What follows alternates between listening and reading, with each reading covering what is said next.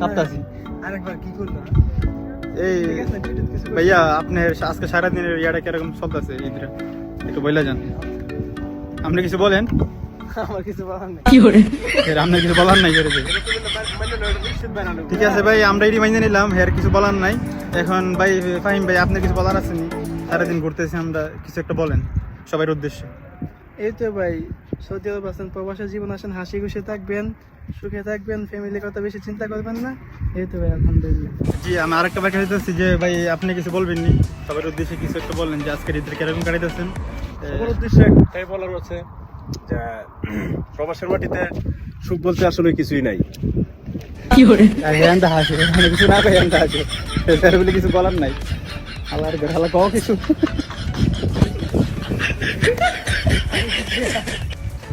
তো মানে পরিবেশটা অনেক বেশি সুন্দর গাইস। তো সবাই ভিডিওটা সাপোর্ট করবেন, যে আমাদের ফার্স্ট বলো, আর আমরা এরকম গোছায় কথা বলতে পারি না। তো আস্তে আস্তে সব ঠিক হয়ে যাবে ইনশাআল্লাহ।